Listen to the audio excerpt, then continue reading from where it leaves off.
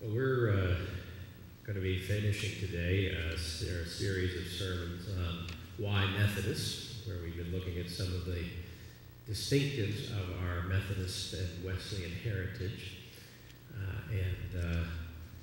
Today we want to talk about the fact that one of the really major characteristics of John Wesley and the early followers of his way of understanding Christianity was their commitment to serving with the poor. And the Bible has a lot of things to say about the poor, and I could have picked any number of different passages related to God's special love for the poor and God's encouragement that we too would have a special place in our heart for the poor. But I'm just going to read a few passages from the book of Proverbs. Now, if you know anything about the book of Proverbs, it has a lot of proverbs, right?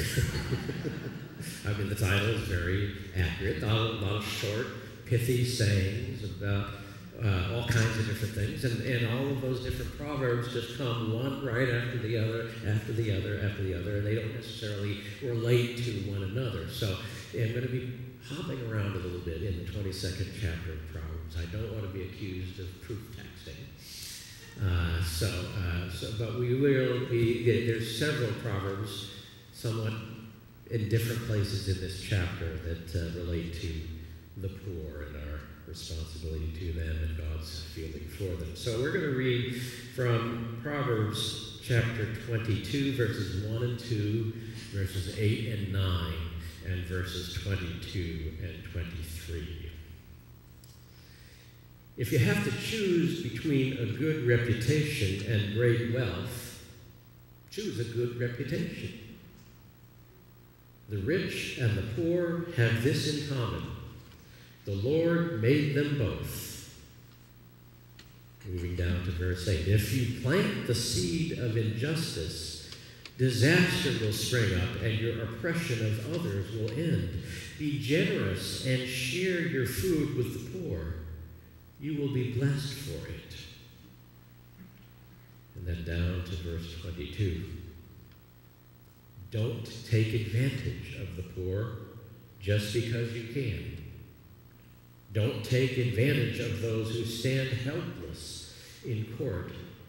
The Lord will argue their case for them and threaten the life of anyone who threatens theirs. May God add a blessing to the reading and hearing of the word. As I said, we're ending our series of sermons entitled Why Methodist today, in which we've been exploring the distinctives of Methodist and Wesleyan Christianity. We've looked at the fact that John Wesley and the band of early Methodists, who are our spiritual forebears, prized a faith that was a balance between the head and the heart, a balance between personal and social holiness, a balance between strongly held opinions and a gracious and warm acceptance of those whose opinions differ from ours. We've seen that Wesley and his early Methodists sought to be people of warm hearts and generous hands, and how they lived out a broad and expansive understanding of God's grace that did not exclude anyone. As we close out the series, there is one final Methodist distinctive that we'll be looking at, and that is Wesley and his early followers' extreme and devoted commitment to serving among and with the poor. Wesley himself was almost fanatical in his commitment to visiting, getting to know, and working and living alongside the poorest of England's poor. Even before his conversion experience that we talked about a couple of times during this series, his conversion experience when he felt his heart strangely warmed one evening on Aldersgate Street, Wesley and his band of followers did everything they could to help the poor, the indigent, the downtrodden. But not only that, to identify them. And that only continued as Wesley's ministry expanded in the wake of his Aldersgate experience.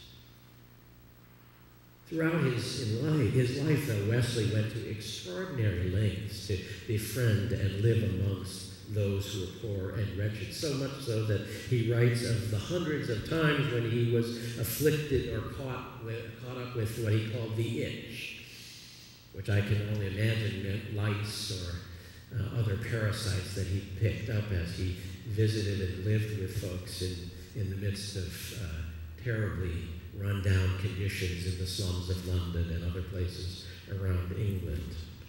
He would walk for miles and spend day after day begging for money that he immediately would turn over to the poor in what would seem to be to many as a haphazard and indiscriminate way. And he gave away the vast majority of what he himself earned from his writings. I remember reading somewhere that he talked about, he said, at this moment I have 200 pounds in my possession, which must have been in those days quite a lot of money. But then he goes on to say, well, being that life is uncertain, I will have dispensed with all of it by the end of the week. And by that he meant giving it all away to the poor. You might remember that John Wesley had 3 things to say about our use of money. He said, earn all you can, save all you can, and give all you can. Now, most of us get the first down fairly well. We want to earn as much as we can. Some of us get the second down fairly well. We save a fair amount. But for Wesley, we would be incomplete until you get to the third, because for him, earning and saving all you can was so that you could give all you can. He was of the persuasion that each of us ought to, our last check that we write before we die, we ought to bounce. That we ought not to have anything left, and give everything we have beyond what we need for our own personal, modest life of having a place to live and some food in front of us. Beyond that modest goal, give everything away. And that's how he lived. And we have to ask ourselves, what was it that motivated Wesley to be so devoted to caring for the poor? And I would suggest to you that the reason why Wesley lived this way was because primarily he was, as he put it, a man of one book. And that one book, of course, being the Bible. And as a serious student of the Bible, he came across verse after verse in both the Old and New Testaments that give the clear and unambiguous message that the poor have a very special place in God's heart and should therefore have a very special place in the heart of God's people. Now, like I said, I could have picked any number of passages, but just for our purposes today, we read from Proverbs. And using that passage that we read as a jumping off point, we hear in verse 22 and 23 these words: don't take advantage of the poor just because you can. Don't take advantage of those who stand helpless in court. The Lord will argue their case for them and threaten the life of anyone who threatens theirs. In other words, God has the poor's back. And the way that God intends to have the poor's back is by having people who have the back of the poor. Wesley understood that passages like what we just read are not isolated statements about the poor. Rather, they're typical of the Bible's frequent concern for how the poor are treated. God is seen as the one who argues their case, as the advocate and protector of the poor, who hears their cries and reaches out to them and with compassion and concern. And all of that through his people. Wesley saw that in biblical times, while it was assumed that there would always be poor people, it was also assumed that the community would take on a measure of responsibility for the poor that were in their midst. He saw how the Jewish people were expected to make provisions that would ensure that the poor would be able to survive with dignity. One wonderful example of this that perhaps some of you are familiar with was the practice of gleaning. Anybody know what gleaning is? Back in the times of the Old Testament, farmers were told to not harvest everything that they possibly could, but to leave a certain amount of their crops and then to allow folks, poor folks, to come to their land and take those the gleanings of what was left, so that they could be having their needs met with dignity. Wesley also noticed another thing, that almost never in the Bible are the poor blamed for their poverty. He would have seen, for example, that in verse 23 in our lesson, the poor are described as being helpless or powerless, or in other translations, afflicted, that poverty was something that happened to people, not necessarily because of poor choices that they themselves have made. While the Bible often speaks about working hard and being wise in our use of money, at the same time, it assigns the blame to the rich and the powerful who exploit the poor, who mistreat and disrespect them, and who do whatever they can to maintain their own privilege and wealth, even at the cost of keeping the weak and the vulnerable down. You may disagree with this analysis of how the world works, but that's what the Bible says. And because Wesley took the Bible seriously, he noticed that the prophets never directed their anger towards the poor, telling them to get off their duffs and start working. Rather, their ire is directed over and over again towards the powerful and the rich who keep the poor down by exploiting their powerlessness. So Wesley saw all of this in the Bible, and because he was serious as a student of the Bible, but also someone who wanted to live it out, he took it to heart. And for that reason, what he saw all around him broke his heart. He saw a church that had become divorced from the poor. You've got to remember, this was in England in the 18th century, and for many years before that, centuries before that, England had been a completely stratified society. There was the rich, and then there was the poor, and never the twain would meet. And if you were rich, you saw yourself as better and more refined, and somehow or another, for one reason or other, that God had put you in that position of being rich, and you didn't have to worry about the people over there who were poor, except to have them come and work for you, or come and be the folks who worked night and day for you on your mills that you owned, while you lived in comfort and luxury in your manor. He saw that the stratification that had been part of English society was mirrored rather than challenged by the Church of England. That the Church of England had become a church for the elite, for the educated, and for the wealthy. And in the meantime, he saw poverty growing and growing because of the fact that he was alive during what was called the Industrial Revolution, and all of these mechanized factories were springing up, and people were moving in from the rural areas to come and work in these factories, and they would work long hours under unsafe conditions for low wages. Entire families would work together at the mills, men, women, and children, and then go home at night to these run-down tenements, which were the only places that they could afford. And these tenements became slums, and places where people were packed together, living in the midst of vice and squalor. You see, he was a child of the Industrial Revolution. He saw all that happen, but he was also a child of the Church of England. His father was a priest, and he himself was a priest.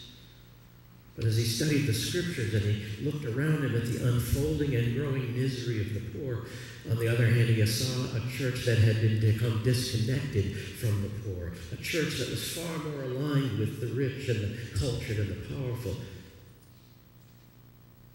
And it troubled Wesley to compare what the vision of the Scriptures were and what he saw his church perpetuating and accepting. And out of this anguish, he felt compelled to do everything that he could to reach out and include the poor in the revival that he was at the center of. And in so doing, Wesley became utterly and completely committed to breaking unwritten rules and crossing unmapped boundaries to connect with those that the church had chosen to ignore and that society thought were somehow or another lesser than. And in keeping with his understanding of the teaching of the Bible, Wesley resisted the conventional understanding that the upper classes had about the poor, that they were lazy and unwilling to do what they needed to do to rise up from poverty. He believed that these assumptions of about the poor were, generally speaking, false stereotypes born of ignorance and of the fact that in this stratified society, the rich had not mingled at all with the poor. He would write, one great reason why the rich in general have so little sympathy for the poor is because they so seldom visit them. Hence it is that according to the common observation, one part of the world does not know what the other suffers. Many of them do not know because they do not care to know. They keep out of the way of knowing it and then plead their voluntary ignorance as an excuse for their hardness of heart. Indeed, sir, said a person of large substance, I'm a very compassionate man, but to tell you the truth, I do not know anybody in the world that is in want. How did this come to pass? Says Wesley. Why, he took good care to keep out of their way. And if he fell upon any of them unawares, he passed over on the other side, alluding to the story of the priest in the story of the Good Samaritan. One of the great examples of exactly the type of thing that Wesley talked about comes in the case of the extended correspondence between Wesley and a woman named Miss March. He corresponded with this woman for several years. She was a well-to-do, well-educated woman who had somehow gotten caught up in the Wesleyan revival and had written to John Wesley saying, what more can I do to become further along the road to holiness? And after a few other suggestions that she rejected, Wesley finally wrote her and said, go and see the poor and sick in their own little hovels.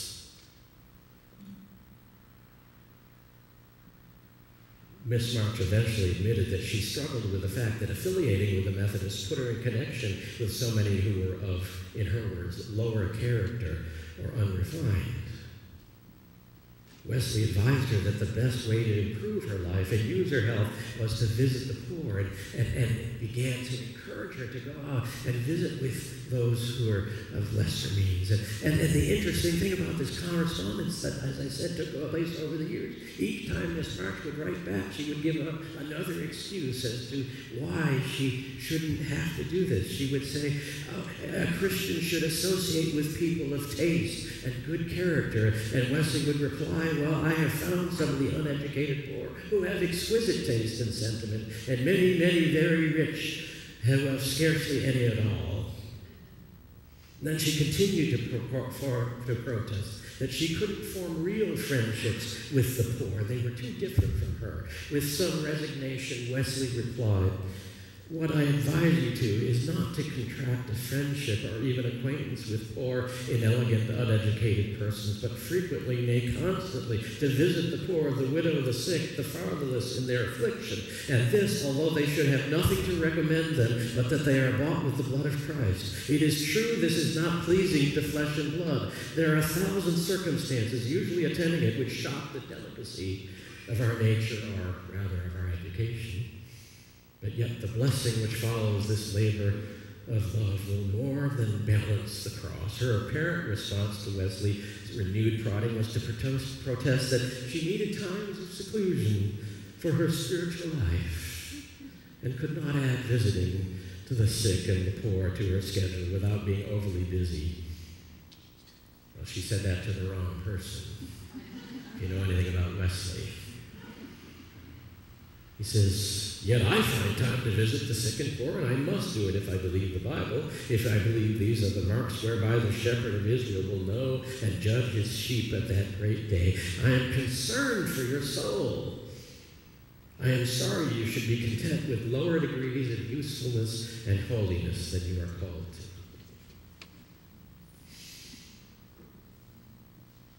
I dare say some of us would like to have Wesley as our pastor. I think about this. He spent a lot of his time out in the streets begging for the poor. I suspect that if I decided I was going to spend a lot of my time holding my hand out on the streets of Laconia or Guilford collecting for the poor, the SPR would soon hear about it. And I would be told, this is not what we want our pastor to do, right? I could argue, well, I'm just following in the steps of John Wesley. Maybe I will do that. I don't know. We'll see.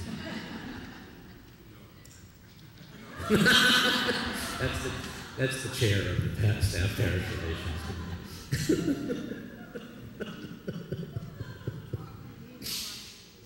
Dick, can you spare him? No. See, all of this comes down to this, that our Wesleyan heritage, if we're going to really live out our DNA fully and completely, calls us into community with the poor, calls us to be working towards a place where we have rich and poor alike, and that we all learn from one another and respect and love one another and serve together. A community that transcends divisions of class and social standing. Throughout his long life in ministry, Wesley sought to constitute the Methodists as a community with and among the impoverished. And here's the call for us today as the First UMC and to each of us as members to continue to grow in charity, to add to our charitable giving, the experience of charitable living. The problem with just sending a check, as wonderful as that is that we never actually get to know the poor. It's charity, but it keeps us somewhat at a distance from those that we are helping. I suspect that there are many among us who would be able to say, I don't really know any poor people. As Methodist Christians, that is not something that Wesley would tolerate among us.